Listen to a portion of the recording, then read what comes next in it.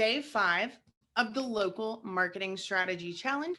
So the first thing that I'm going to do is go ahead and upload today's document to that folder. So if you guys have not already gotten the link to that folder, I will post it for you right here, but that is where all the documents from the entire week are, and you're absolutely going to want to check that out. So just posted that link for you. Hey guys, glad to see you on today. Okay, today is a very big day because we are going to put together our 3-month strategy. So I know that this is a yearly marketing plan that we're working on, but ultimately the most important thing you can do after going through days 1 through 4 that we did last week is to make sure that you know where to go now. We've got this plan, so what do? A lot of what we did last week was a little bit more broad, very important, but a little bit more broad. So what we want to do today is really tighten that up, make sure we've got a clear plan in place for the first 90 days of the year so that we get that momentum going. Momentum is one of those things that to me is critically important just in life in general, and my happiness.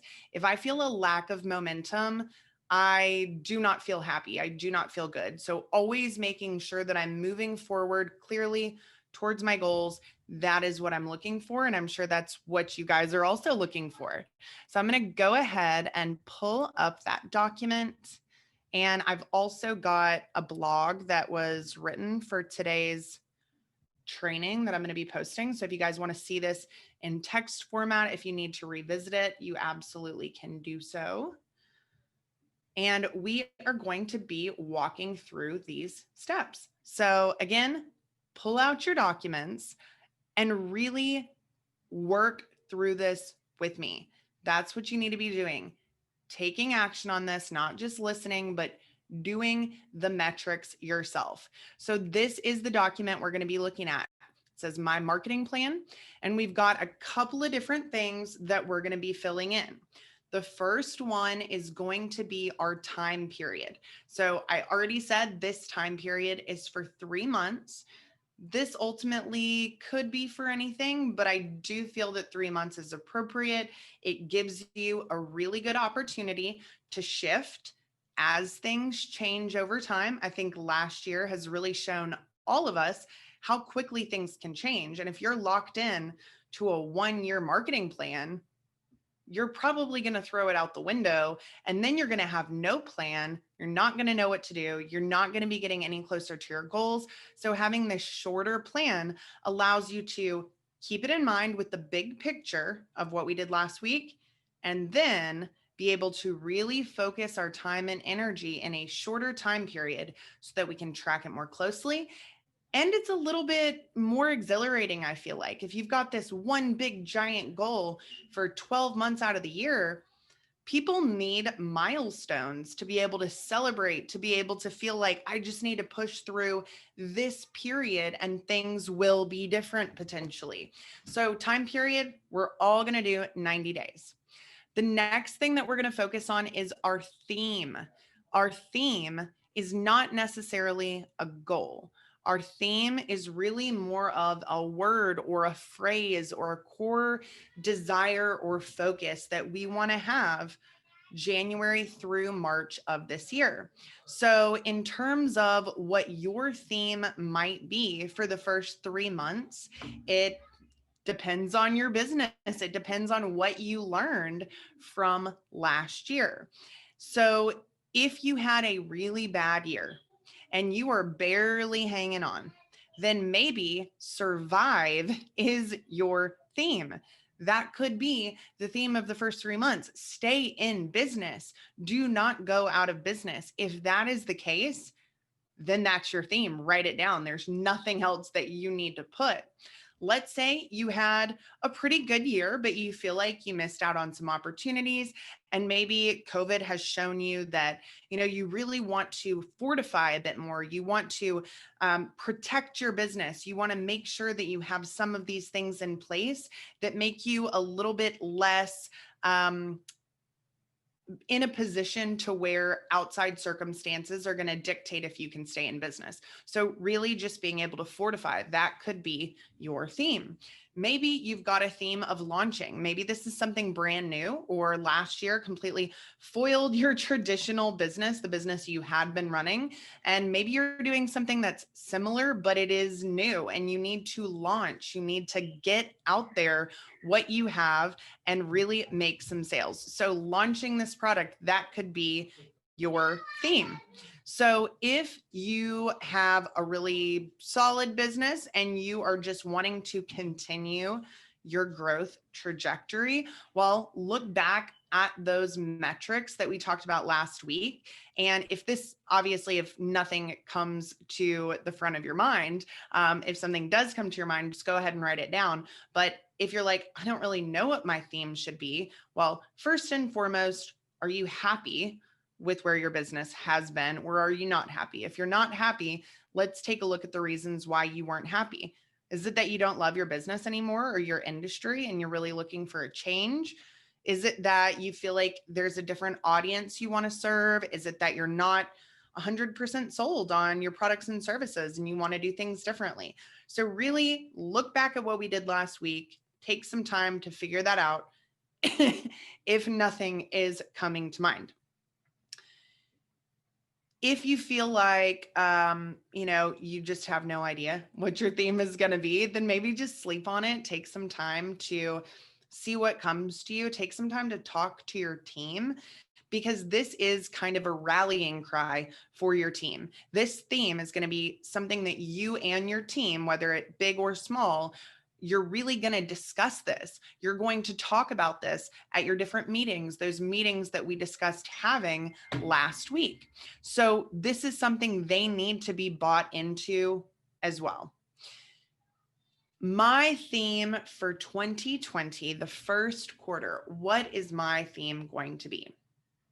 I think that my theme is probably going to be exposure. Exposure is something that has always worked really well for me financially. I am definitely confident in my products and my services. And so I want to continue to provide those. But I feel like increasing exposure is going to lead to all of the other things and metrics that I want to focus on. So that leads us to our next step, those key metrics. So if we're talking about some of those key metrics, what is it that we're really looking at? Because we already talked about metrics last week, but this is a little bit different. These metrics are going to be in relation to your theme. So there are literally 1,000 different metrics that any business could track at any given time. Most likely, you're not even doing a fraction of those. Hopefully, you're doing some of them. But if we look at any type of marketing, there's always going to be metrics that are important in some platforms, in some styles of marketing that aren't very important in others. Sometimes they have a totally different set of metrics, such as TV buying. You're talking about gross rating points and shares and households and all of this stuff that those metrics don't even exist in other forms of marketing. So whatever that theme is, we really need to step back and ask ourselves, what are those key metrics that matter in relation to my theme? So our theme should be a little bit more subjective. For instance, mine, if I'm choosing exposure, exposure is subjective. It means different things to different people. There isn't one standardized answer, and that's fine. But we want to bring objectivity to it. So it's a subjective mixed with an objective. And there's a lot of times when that's a very bad thing to do, but we're doing it now and it's going to work out for us because we are setting these parameters. So it doesn't have to be a hard number like a percentage or a dollar amount or anything. It could be that you want to move this project that you're working on from 20% done to 80% done. Maybe you work really heavily on larger projects and you want to move that. Maybe completion is your theme. You want to complete some of the things you've already started. So if that's your theme, really move in the direction of getting those things complete and come up with some percentages or some milestones or metrics that you can look at to determine if you're moving closer to your goal. Maybe it's number of hours that you're working on specific projects in a given week. So whatever it is related to your theme, that is what you want to focus on. The only thing we really need to know when setting a goal is I'm here at X and I want to go here to Y. And this is the time frame in which I want to do it. So X is where we've been. We talked about that on day one. Y is where we want to go. We talked about that throughout the week last week. And now we're talking about really when do we want to get there? 3 months. But most specifically, what are those metrics that I can actually use to move the needle that are very, very refined and specific to my core goals? After we've done that, we want to identify the gap. So I'm going to give you guys a second to write in those key metrics that are coming to mind. If you have any questions about what those metrics should be, or you're not sure, feel free to post those in the comments. Tell me, what's your theme first and foremost? Drop it in the comments right now. Tell me, what are the metrics that you feel like you can focus on to actually track and achieve that theme or that core focus, or ultimately that goal. Once you've done that, those metrics you need to focus on, hopefully you can look back at what we worked on last week and identify where you currently are versus where you would like to be. So maybe it's kind of a random number, like we talked about, that 20% done to 80% done. Most likely you didn't track that last week. You weren't even focused on that last week. So you want to go back and look at that data and say, okay, how long are we staying at each stage of this process? How long does it take us typically to get from 0% complete to 100% complete? What does that look like for us? And don't just look at one instance or 1 month or 1 week or whatever it is. Look at several examples, more of an extended time period, not too large. But what we want to do here is make sure that where you're saying you currently are is not an anomaly, that this is really where you currently are on a regular basis. And maybe you just had a really good week or a really bad week or a good month or a bad month, but you don't want to use that as the basis for this plan. So make sure that you do know whatever those numbers are, that you know where you currently live within them. That gap is going to be, where am I right now regarding that one metric? Where do I want to be regarding that one metric? The gap is what you have to close. So where you want to be minus where you are equals the gap. That gap is going to be what you're focused on closing. So there are going to be 2 different sections. I'll pull that up again. One of them is going to be the metrics on the left. The other is going to be the gap on the right. So write down your metric. One other thing that I really want you to think about when choosing these metrics, and you can either write it with the metrics or with the gap, is that you want to know how it's being calculated and what it entails. What does that include? A really big problem that you could run into is that you and your team, or that different members of the team, they're not looking at this the same way. So let's go back to the example of being 20% done to 100% done. Well, let's make sure we know what done actually means. Does that mean that there is not a single other thing left to do? Or does that mean that, you still have to get approval from someone, you still have to make it go live? Really agree on what this looks like to everyone. You don't want any confusion about how something is calculated or what that deliverable really truly looks like. So if you come up with these metrics, talk to your team about them. And I would ask them, what does this mean to you? Get those answers. If they are not all the same, you really need to clarify that. Because if you don't, you're going to have different people on the team Some of them are going to be thinking that you're doing great with that goal. Some of them are going to be thinking that you're doing poorly with that goal.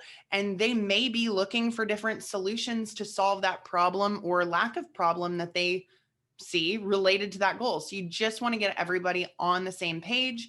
Even if it's just you, ask yourself, what does this mean to me? We don't want something really subjective here. We want a clear, set in stone metric that you know what it is, you know how it's calculated, and you know where you started and where you want to end up. So 5 could be more than enough. It could be anywhere between 2 and 4, I'd say, is average, but it's possible that you only have 1, I suppose. And it's possible that you have 5. So whatever those are, write them down, write down how they're calculated, and also that gap.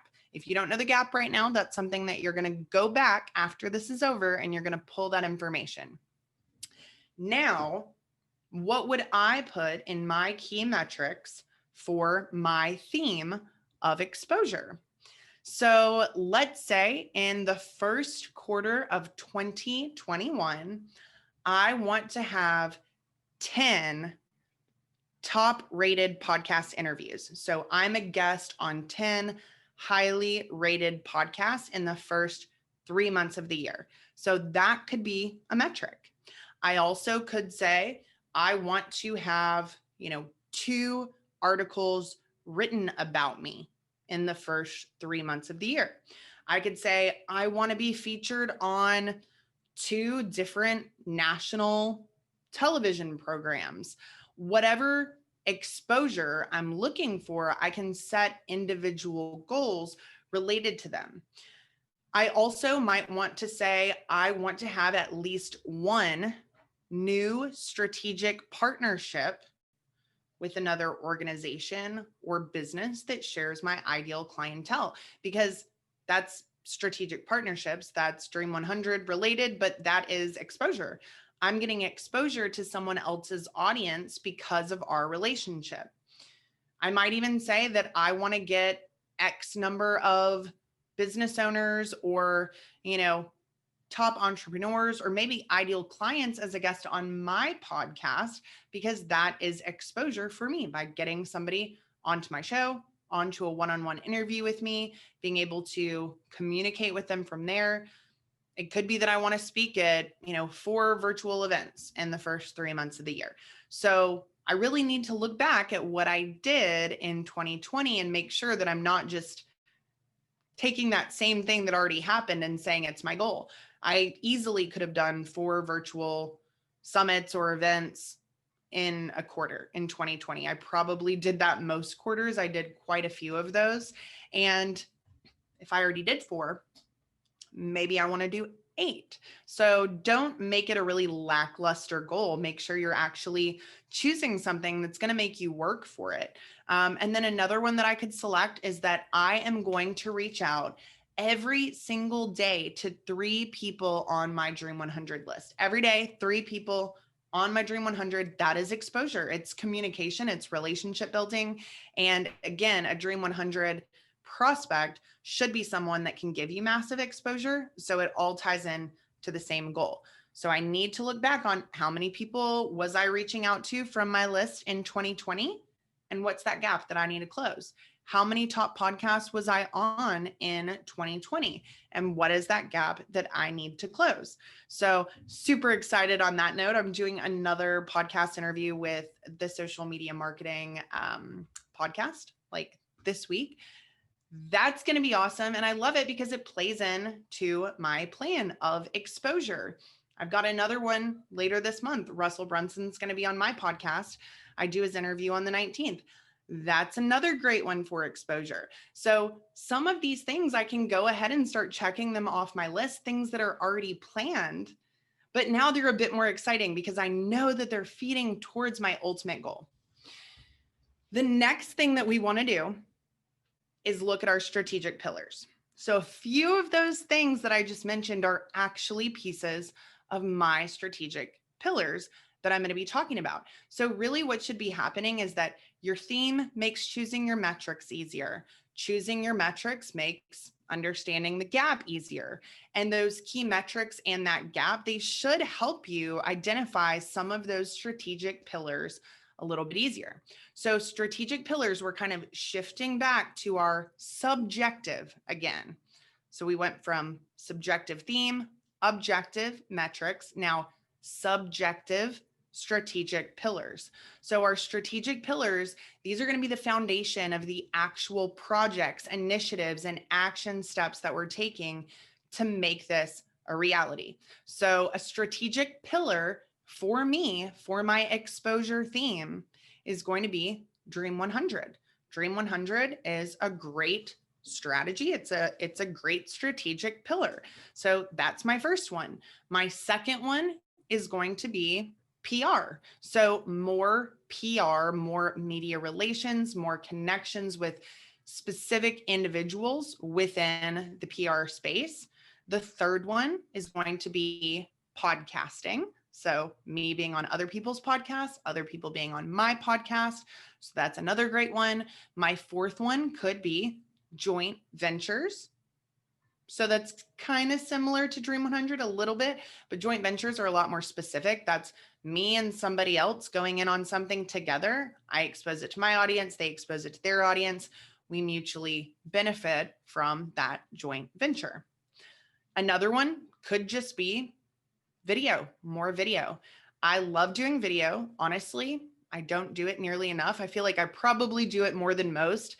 But compared to the number of ideas that I have of things that I want to do videos on, a lot of times I don't do them. I'll like write a whole article about it or something. I never show anybody. But I want to do more live videos. So maybe I do one live video on social every single week. Maybe I live stream my podcast a lot more. So anyway, not getting into the details too much, but those could be 5 strategic pillars for me. Dream 100, PR, podcasting, joint ventures, and video. Okay, so now you can see how those strategic pillars, they all tie into my theme of exposure. Now we go back to objective. Those strategic pillars were general. Now we're looking for very specific key initiatives that are going to allow us to turn those strategic pillars into reality. So Dream 100 would be my strategic pillar. What is a key initiative that helps me actually fulfill the Dream 100 strategy? So I could have a direct mail and personal outreach initiative. My personal outreach, I already mentioned it as we were going through. I'm going to reach out to 3 people from my Dream 100 every single day without fail. My direct mail strategy is going to be a little bit of a mixture of that, but I'm going to be mailing these people specific things, specific information. Okay, so that's an example of a key initiative. Dream 100 is the pillar.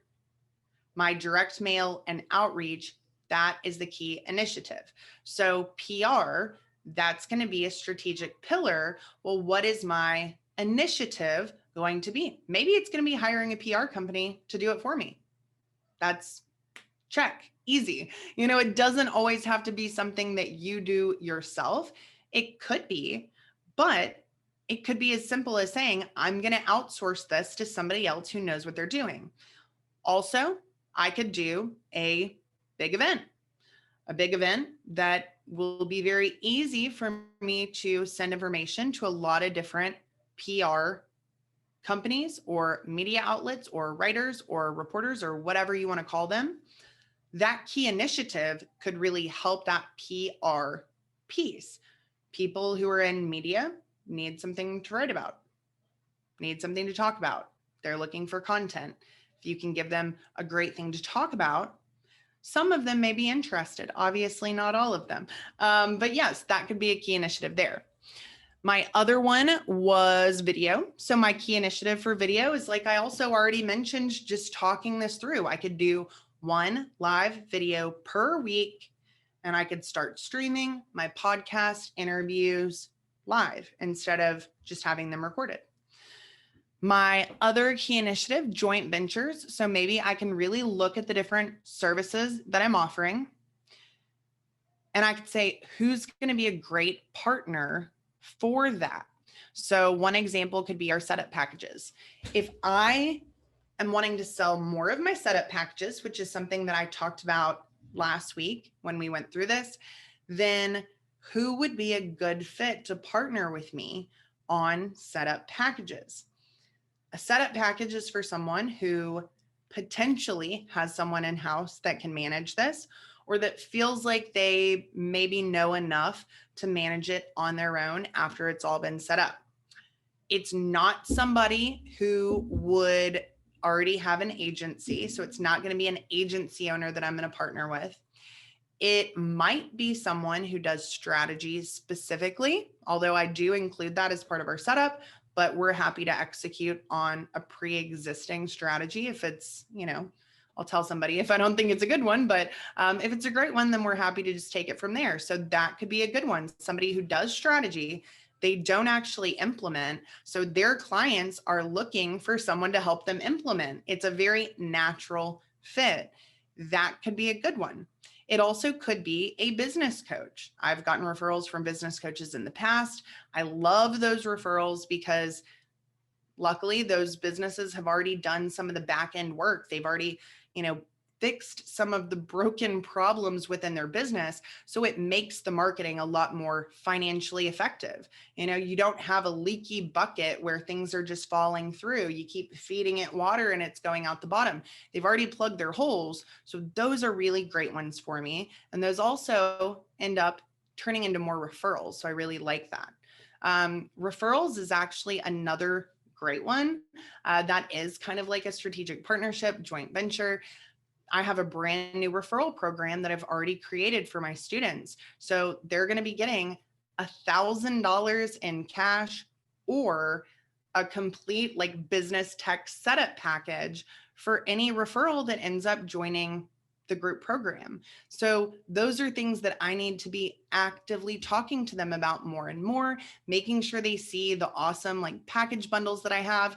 And then plus, who doesn't want a great chunk of cash for simply referring somebody who needs it to a program that you believe in and that they're going to have great results with. So it's a win-win for everybody, but sometimes we just don't talk about it enough. And that could be a very simple initiative for me to put together. I can't remember what my fifth one was. I should have been writing this down, but I'll listen to the recording later.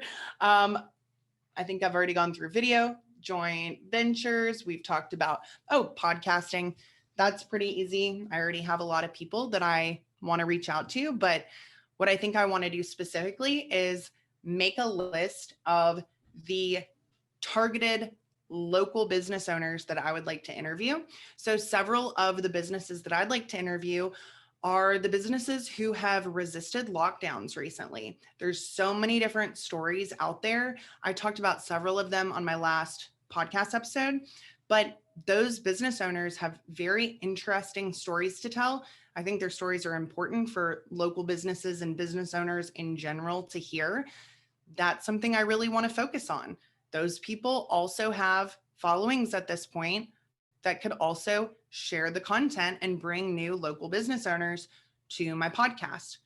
I'll continue to follow up with the different people that are really on my Dream 100 list. That's already part of that, strategic pillar in a way, but making sure that the specific businesses that maybe I would like to begin working with, that those owners are on my list. Franchise owners could be a really great one. CEOs of larger local chains could be a really great one. So really understanding who I'm interviewing, why, who it's going to benefit my audience and myself, and making sure that I'm actively working to set those up.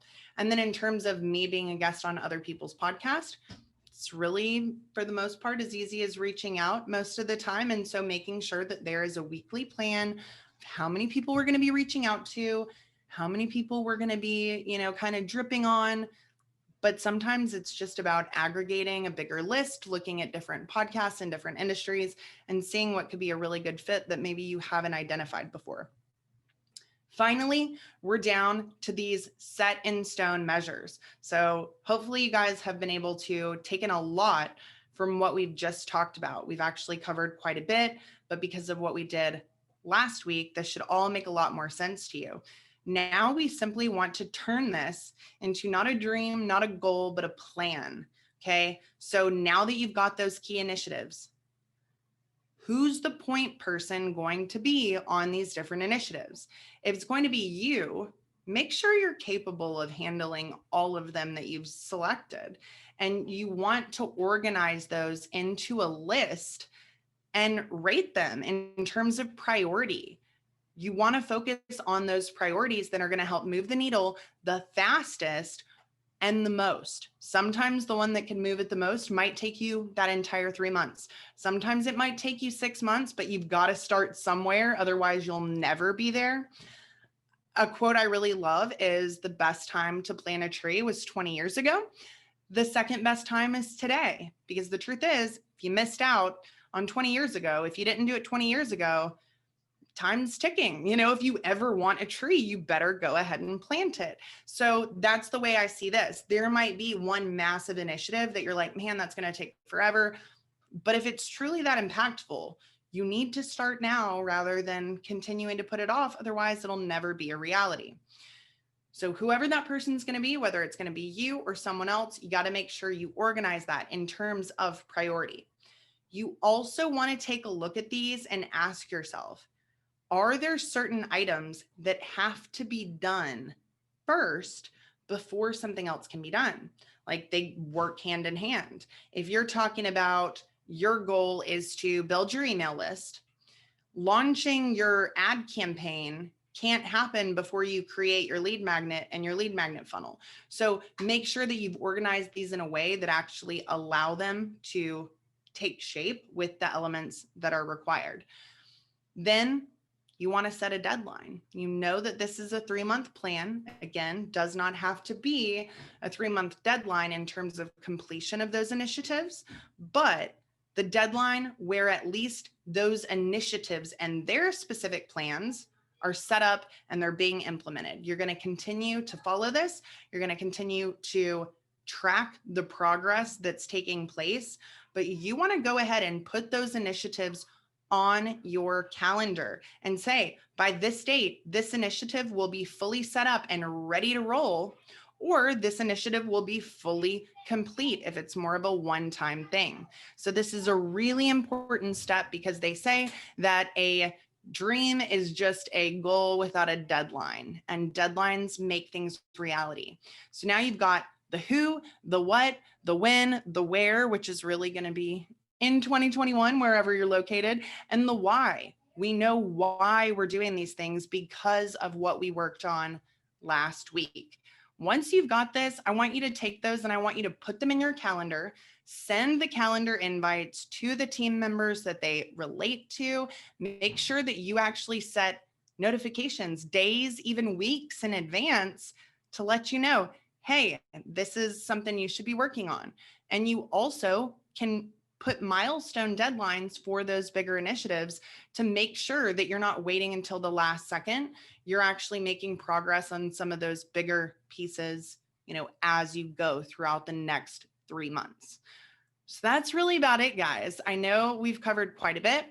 I know we're already 5 days into this year, still very, very early. So go ahead and do this, really dig into this and let this plan be your guide. If you feel like you're getting off track, guess what? Circle back. It's right here. It's on paper. You've got it planned out. You should have a focus. If you did the work and you actually identified what your business truly needs, not just what you think it needs or chasing shiny objects, just come back to this place because that is what prevents you from wasting time. It's what prevents you from chasing shiny objects, saying, I made this plan based on fact, based on reality. And these are the things that I truly believe will help me achieve my goals. And that's why this plan exists. So this gives you the permission to say no. If something does not fit within this plan, you should not be focusing on it. And I'm not talking about the little day-to-day stuff. That stuff is going to happen no matter what. But if somebody calls you and they're trying to sell you some service or some product or some type of marketing or sales or whatever, look back at your plan. Ask, does this fit? with what I said I was going to do, with what I said I needed to do to grow or stay in business or shift or transition or whatever that is for you. So let this be your guide, let it be your roadmap, but you can't just stick it in a drawer and forget about it. You have to revisit this on a weekly basis. You can look at it on a daily basis if you want to, but having that weekly check-in meeting with those different team members, like we talked about, use those metrics, look at those key initiatives that they were in charge of, look at the metrics related to them, look at those deadlines, and that becomes the format of what you're actually checking in with them about. Cover the day-to-day stuff and then check in on where they are with these things. So it does not get pushed on the back burner. You're able to keep your finger on it as you go. So it's not going to be something that just gets too out of control or too far down the road that there's no way to make it a reality. So I hope you've enjoyed it. It's been great going through this process with everyone. I'm confident that 2021 is going to be an interesting year for us all. That being said, we can control us. We can control our choices. We can control our attitude. We can control our business to a certain extent. And even if you feel like you can't, you actually can. So be willing to take control of that and say, no matter what the world brings to me this year, I've got a plan. I'm going to be flexible, knowing that sometimes things change, but this was real. This was based on reality, and this is what I'm going to do. So I will see you guys on the next challenge or the next live video or whatever that may be. But make sure that you post your questions, post your comments, post your themes, post your metrics. I want to hear from you guys. And then I want you to keep me updated on where you are with this plan as the quarter rolls along. So thanks for spending time with me today. And God bless you guys. Long live local. Woo.